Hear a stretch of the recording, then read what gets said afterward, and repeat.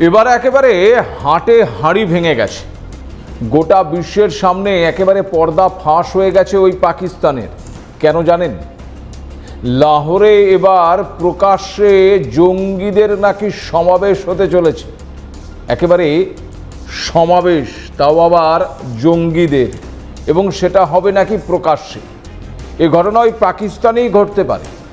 শুধু এখানেই শেষ নয়, যারা নতুন জঙ্গি সংগঠনে যোগ দেবেন, নিজেদেরকে জঙ্গি হিসেবে প্রশিক্ষিত করবেন, তাদেরকে আবার ওই সংগঠনে যোগ দেওয়ার জন্য এন্ট্রি ফি দিতে হবে।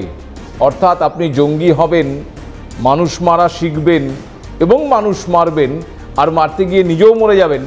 তার জন্য আপনাকে আগে এই সব কিছু শেখার জানার জন্য কত টাকা করে দিতে হবে জানেন? 500 টাকা এন্ট্রি ফি। একদিকে যখন এই পাকিস্তান এই জঙ্গিদের লালন পালন করছে, প্রশিক্ষিত করছে, তখন ঠিক অন্যদিকে তারই প্রতিবেশী দেশ ভারত ক্রমশ যেন মাথা তুলে দাঁড়াচ্ছে। নমস্কার, আপনারা দেখতে শুরু করেছেন এডিটার্স ডায়েরি। আমি ভাস্কর দত্ত আপনাদের আরও একটি এপিসোডে স্বাগত জানাই। আমরা আপনাদেরকে জানিয়েছিলাম যে ওই জামাত উল মমিনাতের কথা মনে আছে? এই জামাত উল মমিনাত আপনাদেরকে কুখ্যাত ওই জঙ্গি নেতা মাসুদ আজাহারের বোন সাদিয়া আজাহারের নেতৃত্বে এই মহিলা জঙ্গি সংগঠনটা যে গড়ে উঠেছে সে কথাও জানিয়েছিলাম। এখন যে খবর পাওয়া যাচ্ছে তা হলো এই সংগঠনের নেতৃত্বে থাকছেন মাসুদের 2 বোন, আর থাকছেন একাধিক জঙ্গিদের স্ত্রীরা। মানে যে জঙ্গিরা বিভিন্ন রকম অপারেশন করতে গিয়ে, নাশকতামূলক কাজ করতে গিয়ে মারা গেছেন, তাদের স্ত্রীদের নিয়ে আসা হচ্ছে এই জঙ্গি সংগঠনে। এরা মূলত শিক্ষিকার কাজ করবেন। শিক্ষিকা, এটা শুনে আবার ভাববেন না যে এরা ওই সমাজ গড়ার কারিগর হিসেবে কাজ করবেন, একদমই না। এরা আসলে ওই পৃথিবী ধ্বংসের কারিগর হিসেবে কাজ করবে। গোয়েন্দা সূত্রে খবর পাওয়া যাচ্ছে যে এরা সকলে মিলে অনলাইনে জেহাদি কার্যকলাপ চালাবে। অনলাইনে মৌলবাদী এবং জেহাদি শিক্ষা দেওয়া হবে যাতে জঙ্গি সংগঠনটির বিস্তার ঘটে। তবে গোয়েন্দা সূত্রে এটাও জানা যাচ্ছে যে ইতিমধ্যেই পাকিস্তানের এই মহিলা জঙ্গি সংগঠনটি তাদের কার্যক্রম ইতিমধ্যেই নাকি শুরু করে দিয়েছে।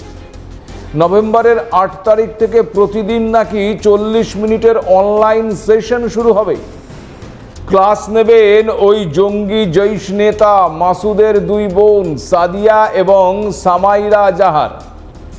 তবে এই দুজন ছাড়াও জেহাদি শিক্ষিকার ভূমিকায় থাকছেন ওই পুলওয়ামা সিআরপিএফের কনভয়ে 40 জন জওয়ানের মৃত্যুতে জড়িত জঙ্গিদের স্ত্রীরাও। 2019 সালের পুলওয়ামা ঘটনায় নিশ্চয়ই আপনাদের আলাদা করে মনে করাতে হবে না। এমনকি আবার এটাও জানা যাচ্ছে যে এই গত 19শে অক্টোবর পিওকের রাওয়ালকোটে জামাতুল মমিনাতের নতুন ইউনিটের একটি অনুষ্ঠানের আয়োজন করা হয়েছিল, যেই অনুষ্ঠানের নাম দেওয়া হয়েছিল দুখতারান-ই ইসলাম। মহিলাদের একত্রিত করে ব্রেন ওয়াশ করানোর লক্ষ্যেই এই অনুষ্ঠান বলে জানা যাচ্ছে। তবে সবথেকে উল্লেখযোগ্য বিষয় হলো মহিলা শিক্ষার্থীদের কাছ থেকে অনুদান হিসেবে ওই পাকিস্তানি মুদ্রায় 500 টাকা করে নেওয়া হবে নয়া জঙ্গি সংগঠনটির তরফ থেকে।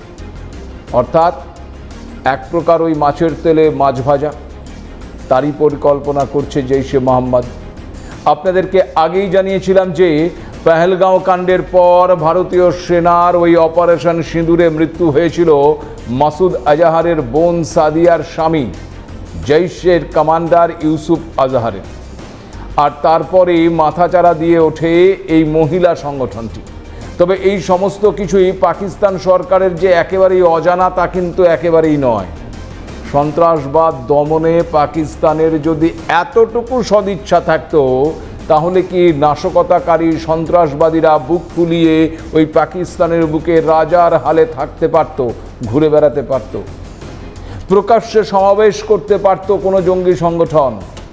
ঠিক যেমনটা হচ্ছে ওই শেহবাজ শরীফ, আসিম মুনিরদের পাকিস্তানে। কোনো লুকাছপার কোনো বিষয় নেই। জঙ্গি সমাবেশ হচ্ছে ওই পাকিস্তানে, একেবারে খোলাখুলি প্রকাশ্যে সমাবেশ। জঙ্গি সংগঠন লস্করে তৈবার তরফ থেকেই সমাবেশ করা হচ্ছে। আর পাক গুপ্তচর ওই ISI এর মদতেই লাহোরে এই সভার আয়োজন করা হচ্ছে। জানা যাচ্ছে কুখ্যাত সমস্ত আন্তর্জাতিক স্তরের জঙ্গি নেতারা উপস্থিত থাকবেন এই সমাবেশে। হাজির থাকতে পারে জঙ্গি আব্দুল রউফ, পহেলগাঁও হামলার মূল চক্রী সাইফুল্লাহ কাসুরি। আর এই সমাবেশে হাজির থাকতে না পারায় জেল থেকে জঙ্গিদের জন্য বার্তা পাঠাচ্ছে জঙ্গি হাফিজ সঈদ। তার গুণধর পুত্র তালহা সঈদ জঙ্গি সমাবেশে সেই বার্তা নাকি পড়ে শোনাবে, এমনটাও জানা যাচ্ছে। তবে এই জঙ্গি সম্মেলনের এই ব্যানারে নাম থাকবে মার্কাজে মুসলিমের। এই সমাবেশের লক্ষ্যে পেহেলগাঁও কাণ্ডের প্রত্যাঘাত অপারেশন সিঁদুরে মনোবল হারিয়ে ফেলা জঙ্গিদের ফের একবার নাকি উৎসাহিত করা হবে। কিন্তু এখন প্রশ্ন হচ্ছে যে একাধিক ঝুঁকি থাকার পরেও কেন অনলাইনে জেহাদি কার্যকলাপ চালাতে চাইছে জৈশের এই নতুন মহিলা সংগঠনটি? আসলে পাকিস্তানের গোড়া রক্ষণশীল মৌলবাদী সমাজের নিয়ম মেনে যাতে জেহাদি মহিলাদের বাইরে যেতে না হয় সেই কথা মাথায় রেখেই নাকি এই ভাবনা। ভাবুন একবার, ISI, হামাস, LTTর মতন একটি মহিলা জঙ্গি সংগঠন তৈরি করা এই এখন প্রধান লক্ষ্য হয়ে দাঁড়িয়েছে তার। আর এসব হচ্ছে ওই পাক সরকারের মদতে। তবে বেহায়া শরীফ মুনিরদের অবশ্য চামড়াটা বড্ড মোটা। কোনো কিছুই তাদের গায়ে না লাগানোর অভ্যেস তারা করে ফেলেছেন, কারণ তারা খুব ভালো করেই জানেন যে তাদের দেশটির আসলে কি করুণ অবস্থা। আয়রনি হচ্ছে সন্ত্রাসবাদে মদদ দিতে কোটি কোটি টাকা ঢালা পাকিস্তান নিজেদের শিক্ষা, স্বাস্থ্য আর কর্মসংস্থানের মেরুদণ্ড ভেঙে ফেলেছে। ইউনেস্কোর হিসেব বলছে পাকিস্তানে প্রায় 2,30,00,000 শিশু স্কুল ছুট, যা বিশ্বের দ্বিতীয় বৃহত্তম স্কুল ছুটের সংখ্যা। আসলে ওই পাকিস্তানের শিক্ষার হার দিন দিন অবনতির দিকে যাচ্ছে। মাদ্রাসা শিক্ষা এখনো ওই প্রাথমিক শিক্ষার জায়গায় দখল করে রেখেছে, যেখানে ধর্মীয় মৌলবাদী মূল পাঠ্য বিষয়। ফলত আধুনিক দক্ষতা এবং বৈজ্ঞানিক চিন্তাভাবনা থেকে বঞ্চিত হচ্ছে পুরো প্রজন্মের পর প্রজন্ম। আবার অন্যদিকে স্বাস্থ্য খাতের চিত্র তো আরও করুণ। কর্মসংস্থানের দিকেও হতাশার ছবি। সরকারি পরিসংখ্যান বলছে পাকিস্তানে আনুষ্ঠানিক বেকারত্বের হার 5 থেকে 6%, কিন্তু বাস্তবে অপ্রাতিষ্ঠানিক শ্রমিক, দরিদ্র কৃষক এবং তরুণদের মধ্যে বেকারত্বের হার দ্বিগুণেরও বেশি। আজ পাকিস্তানের যে সামাজিক এবং অর্থনৈতিক পতন তা তাদের দীর্ঘদিনের জেহাদি নীতির ফসল। তার মধ্যে আবার ভারতের মতন উন্নয়নশীল মুক্ত চিন্তার দেশ তো পাকিস্তানের দু চোখের বিষ। তাই নিজেরাও শান্তিতে থাকে না, আবার অন্যকেও শান্তিতে থাকতে দেয় না।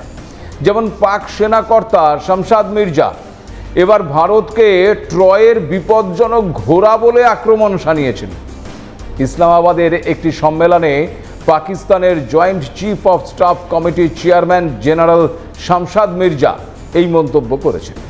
তার দাবি, ভারতে সামরিক শক্তির রাজনীতিকরণ এবং রাজনীতির সামরিকীকরণ হয়েছে, যা বেশ বিপজ্জনক। এই বিপজ্জনকটা কাদের জন্য? পাকিস্তানের।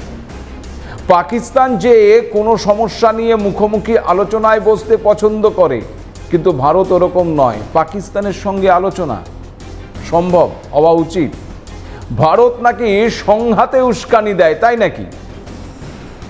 এছাড়াও পাক সেনাকর্তার আরও দাবি, আড়ালে নাকি পাকিস্তানের ক্ষতি করার চেষ্টা করছে ভারত। ভাবুন, ভূতের মুখে একদম ঠিক।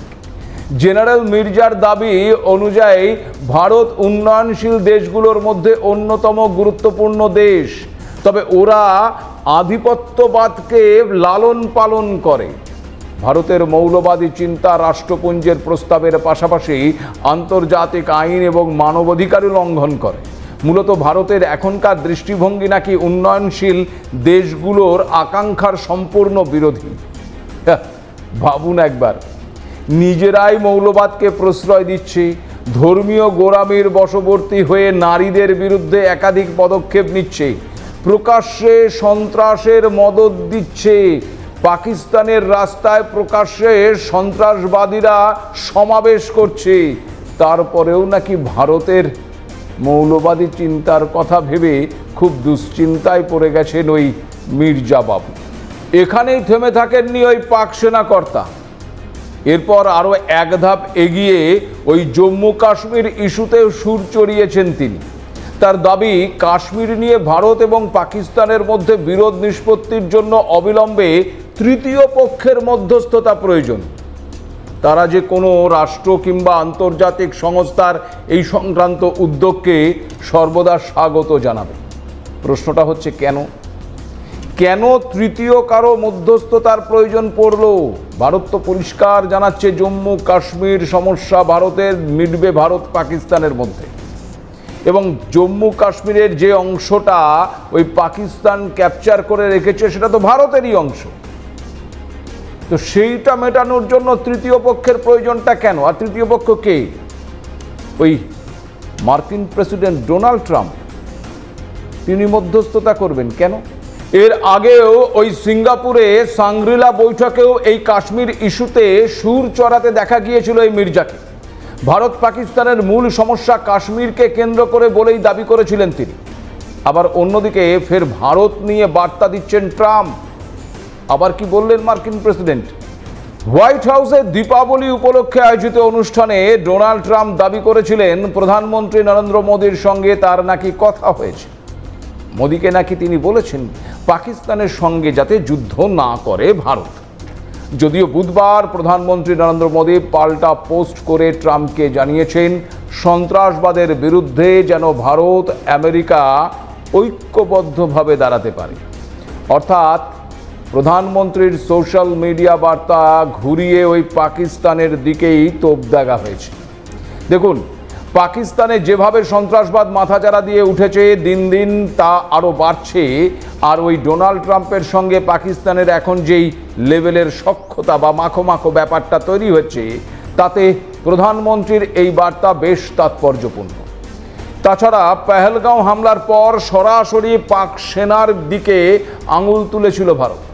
দিল্লির রীতিমতো প্রমাণ পেশ করে দাবি করেছিল যে জঙ্গিদের সরাসরি মদত করছে ওই পাক সেনা প্রধান মুনিরের বাহিনী।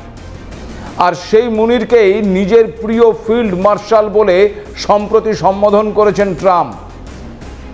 করেছিলেন একত্রে নৈশভোজ। তবে এখানে একটা খবর আপনাদেরকে জানিয়ে রাখি, দিন কয়েক ধরেই একটা অপারেশনের আভাস পাওয়া যাচ্ছে। ভারতীয় সেনা প্রধান থেকে শুরু করে ভারতের প্রতিরক্ষা মন্ত্রী সবার বক্তব্যেই সেই ইঙ্গিত লক্ষ্য করা গেছে। এই আবহে ট্রাম্পের এই মন্তব্য বেশ ইঙ্গিতবাহী। কারণ দীপাবলির আবহে সীমান্তবর্তী জেলা পিথোরগড়ে সেনাদের উদ্দেশ্যে ভাষণ দেবার সময় ভারতের সেনা প্রধান উপেন্দ্র দ্বিবেদী জানিয়েছিলেন অপারেশন সিঁদুর 1.0 এখনো পর্যন্ত থামেনি। আপাতত এই অভিযানকে স্থগিত করা হয়েছে মাত্র, তবে লক্ষ্য পূরণ না হওয়া পর্যন্ত অভিযান অব্যাহত থাকবে। আবার অন্যদিকে প্রতিরক্ষামন্ত্রী রাজনাথ সিং বলেছেন পাকিস্তান ভূখণ্ডের প্রত্যেকটি ইঞ্চি এখন আমাদের ওই ব্রহ্মসের নাগালের মধ্যে। তাহলে কি ভারতীয় সেনাবাহিনী সম্ভাব্য অপারেশন সিঁদুর 2.0-র জন্য সক্রিয়ভাবে প্রস্তুতি নিচ্ছে? সেজন্যই কি বুক দুরু এখন ওই পাকিস্তানের? সেই জন্যই কি ট্রাম্প আগে ভাগে বার্তা দিতে চাইছে যাতে যুদ্ধ না হয়? কারণ আপনাদের তো আগেই জানিয়েছি যে পাকিস্তানের সঙ্গে এখন ব্যক্তিগত স্বার্থে জড়িয়ে পড়েছেন ট্রাম্প। ফলে তিনি যে সংঘাত চাইবেন না সেটা বোঝাই যাচ্ছে। আবার তার ওপর অন্য একটা হিসেবেও রয়েছে, আর সেটা হলো ওই নিজেকে নোবেল পুরস্কারের দাবিদার হিসেবে বিশ্বের দরবারে প্রস্তুত করা। তবে প্রশ্ন হচ্ছে ওই অপারেশন 2.0 কি খুব কাছেই? কারণ প্রতিরক্ষা মন্ত্রক সূত্রে খবর, ভারতীয় প্রতিরক্ষা গবেষণা এবং উন্নয়ন সংস্থা ডিআরডিওর তৈরি হালকা ট্যাঙ্কে এখন দেশীয় প্রযুক্তিতে নির্মিত নাগ ক্ষেপণাস্ত্র বসানো হচ্ছে। তার কার্যকারিতা পরীক্ষাও করা হচ্ছে। আর এই প্রক্রিয়া শেষ হলেই আসন্ন শীতের মরশুমেই ভারতীয় সেনার হাতে দেওয়া হবে সেই ক্ষেপণাস্ত্রটি। জানা যাচ্ছে লাদাখ উপত্যকায় চীনা পিপলস লিবারেশন আর্মি এবং অন্যদিকে সীমান্তে পাক ফৌজের মোকাবেলায় ভারতীয় সেনার হাতে দেশীয় প্রযুক্তিতে ওই হালকা ট্যাঙ্ক জোরাবার তুলে দেওয়ার প্রক্রিয়া বেশ দ্রুত গতিতে এগোচ্ছে। লাদাখের শীতল মরুভূমি আর গুজরাটের কচ্ছের রনের অসমতল দুর্গম ভূখণ্ডে ইতিমধ্যেই সফল হয়েছে ওই জোরাবারের পরীক্ষা। এলএনটি হেভি ইঞ্জিনিয়ারিংয়ের সহযোগিতায় সম্পূর্ণ হয়েছে ওই ট্র্যাক ট্রায়াল। এখন প্রশ্ন হলো, এই ট্র্যাক ট্রায়াল কি? এটি হলো ট্যাঙ্ক বহনকারী ইস্পাতের চেনের সক্ষমতার পরীক্ষা। এই পরীক্ষাতেও সম্পূর্ণ সফল ওই জোরাবার। এরপর ওই জোরাবার সেজে উঠছে একেবারে সামরিক সজ্জায়। চিরাচরিত স্মুথবোর কামানের বদলে বসানো হচ্ছে দেশীয় প্রযুক্তিতে তৈরি ট্যাঙ্ক বিধ্বংসী ক্ষেপণাস্ত্র নাগ MK2। মাটি থেকে ছুড়লে 500 মিটার থেকে 4 কিলোমিটার দূরত্ব থাকা ট্যাঙ্কে নিমিষে গুড়িয়ে দিতে পারে এই ক্ষেপণাস্ত্রটি। আবার আকাশ থেকে ছুড়লে নাগ MK2 7 থেকে 10 কিলোমিটার দূরত্ব পর্যন্ত লক্ষ্যবস্তুকে একেবারে নির্ভুল আঘাত হানতে পারে। আসলে ভারত আগের খামতি থেকে শিক্ষা নিয়েছে। 2020 গালওয়ান সংঘর্ষ মনে আছে আপনাদের? যে সংঘর্ষে ওই চীনের পিপলস লিবারেশন আর্মির হামলায় শহীদ হয়েছিলেন 20 জন ভারতীয় সেনা। পরবর্তী ক্ষেত্রে চীনের হামলার আশঙ্কায় দ্রুত গতিতে LAC-তে সেনা মোতায়েন করার সময় খামতি ধরা পড়েছিল হালকা ট্যাঙ্কের ক্ষেত্রে। ডিআরডিওর তৈরি অর্জুন, রুশ T-90, T-72 এগুলো ওজনে বেশ ভারী। ফলে লাদাখের পাহাড়ি দুর্গম অঞ্চলে যুদ্ধের জন্য যা একেবারেই অনুপযুক্ত। এক্ষেত্রে ওই হালকা ট্যাঙ্ক অনেক বেশি কার্যকরী। তাই ওই সময় চীনের হালকা ট্যাঙ্ক ZTQ-15 মোকাবেলায় ভারতকে ভরসা করতে হয়েছিল সেই 80-র দশকে রাশিয়া থেকে আনা BMP-2 ইনফ্যান্ট ফাইটিং ভেহিকেলসের উপর। তখনই খামতিটা ধরা পড়ে। ভারতীয় সেনা হালকা ট্যাঙ্কের আবেদন জানিয়েছিল প্রতিরক্ষা মন্ত্রকের কাছে। প্রথমে এই হালকা ট্যাঙ্ক বিদেশ থেকে আমদানির কথা ভাবা হয়, যদিও প্রধানমন্ত্রী নরেন্দ্র মোদীর আত্মনির্ভর ভারত স্লোগানে ভর করেই শেষমেশ 2022 সালের গোড়ায় হালকা ট্যাঙ্ক নির্মাণের দায়িত্ব দেওয়া হয় ওই ডিআরডিওকে। সহযোগী হিসেবে ছিল L&T। ফলে সাফল্য এখন শুধু সময়ের অপেক্ষা। আর এখানে দুটি দেশের মধ্যে একটা স্পষ্ট ফারাক লক্ষ্য করা যাচ্ছে। ভারত যেখানে প্রতিটি যুদ্ধ থেকে, সংঘাত থেকে, ভুল থেকে শিক্ষা নিচ্ছে, খামতি মেরামত করার চেষ্টা করছে এবং করছে, আর উল্টো দিকে পাকিস্তান একেবারেই তার উল্টো। দেশের উন্নয়ন তাদের কখনোই লক্ষ্য ছিল না, এখনো লক্ষ্য নয়। তাদের এক এবং একমাত্র লক্ষ্য হলো এটাই, সন্ত্রাসী তৈরি করা, জঙ্গি তৈরি করা। আর ভারতকে খোঁচা মারাও তাদের কাজের মধ্যে একটি। যেমন যেদিন আফগান বিদেশমন্ত্রী ভারত সফরে এসেছিলেন, ঠিক সেদিন থেকেই আফগানিস্তানদের সঙ্গে সংঘাতে জড়িয়ে পড়ে ওই পাকিস্তান। আবার তাদের দাবি ছিল ভারত নাকি ওই আফগানিস্তানকে নিয়ন্ত্রণ করছে, আর তাদের কাজে লাগিয়ে পাকিস্তানকে জব্দ করার চেষ্টা করছে। মঙ্গলবার আফগান প্রতিরক্ষা মন্ত্রী মৌলভী মোহাম্মদ ইয়াকুব মুজাহিদ একেবারে সাফভাবে জানিয়ে দিয়েছেন যে সাম্প্রতিক পাক আফগান সংঘাতের নেপথ্যে নয়াদিল্লির কোনো ভূমিকা নেই। কাবুল স্বাধীনভাবে তার বৈদেশিক সম্পর্ক নির্ধারণ এবং পরিচালনা করে। একই সঙ্গে পাকিস্তানের গাত্রদাহ আরও একটু বাড়িয়ে দিয়ে ওই ইয়াকুব মুজাহিদ আরও বলেছেন, জাতীয় স্বার্থেই ভবিষ্যতে ভারতের সঙ্গে সম্পর্ক ঘনিষ্ঠতর করবে আফগানিস্তান। অন্যদিকে পাক আফগান সংঘর্ষ বিরতি নিয়ে ইসলামাবাদের দায়বদ্ধতা নিয়ে আবার সংশয় প্রকাশ করেছেন ওই ইয়াকুব। ভাবুন, তাহলে পাকিস্তানের অবস্থাটা একবার, কেউ তাদেরকে বিশ্বাস করতে পারছে না, বিশ্বাস করাও যায় না। আর এখানে আপনাদেরকে একটা জিনিস জানাই যে এই আফগান প্রতিরক্ষা মন্ত্রী মৌলভী মোহাম্মদ ইয়াকুব মুজাহিদ কে জানেন? তালিবানের প্রয়াত প্রতিষ্ঠাতা মোল্লা মোহাম্মদ ওমরের পুত্র হলেন এই ইয়াকুব মুজাহিদ। তিনি আবার পাকিস্তান ঘনিষ্ঠ হাক্কানি নেটওয়ার্কের বিরোধী গোষ্ঠী। তবে ইয়াকুব ছাড়াও আফগান প্রধানমন্ত্রী হাসান আখুন্দ, উপপ্রধানমন্ত্রী মৌলানা বারাদারও রয়েছেন এই গোষ্ঠীতে। জানা যাচ্ছে আফগান তালিবানের অন্দরে এই গোষ্ঠী এখন মূল নীতি নির্ধারক। তবে ওই আফগান তালিবানদের ভেতরে সবচেয়ে শক্তিশালী নেতা হিসেবে পরিচিত মধ্য 30-এর যুবক এই ইয়াকুব মুজাহিদ। ফলে এই আবহে তার বক্তব্য যে বেশ তাৎপর্যপূর্ণ তা বলাই বাহুল্য। দেখুন, একটা দেশের শক্তি মাপা হয় সে দেশের জনগণের স্বাস্থ্য, শিক্ষা, কাজের সুযোগের অনুপাতের উপর নির্ভর করে। শুধু বড় বড় ডায়লগ দিলেই শক্তিশালী প্রমাণ হয় না, বা অন্য দেশের সন্ত্রাসের আগুনে মৃত্যু মিছিল ঘটালেও শক্তির প্রমাণ দেখানো যায় না। এই পাকিস্তানকে দেখুন, এই পাকিস্তান যদি আজকে ওই মানুষের জন্য বই, হাসপাতাল, কর্মসংস্থানকে অগ্রাধিকার না দেয়, তাহলে বহিরাগত বা অভ্যন্তরীণ যে গৃহযুদ্ধ, এই সব কিছু মিলিয়ে নিজেরাই শেষ হয়ে যাবে। সে খবর কি রাখছে ওই শেহবাজ মুনিররা? আদৌ কি রাখেন, নাকি সেটা রাখারও প্রয়োজন তারা মনে করেন না? তার কারণ তাদের অবস্থানই যে নিশ্চিত নয়, যে কোনো মুহূর্তে তাদের গদিও টলে যেতে পারে। ফলে তারা এখন গদি সামলাবে না দেশ সামলাবে, সেটাই এখন সবচেয়ে বড় ব্যাপার। কিন্তু উল্টো দিকে ভারত এক নয়া ভারতের উদাহরণ হয়ে উঠেছে, যাকে সমীহ করছে তাবর তাবর দেশগুলো। খুব বলা ভালো যে আগামীতে এই পাকিস্তান যদি আর কোনো বেগরবাই করে, তার জবাব যে সাথে সাথে তারা পাবে, এ বিষয়ে কোনো সন্দেহ নেই। আজ এ পর্যন্তই। নমস্কার।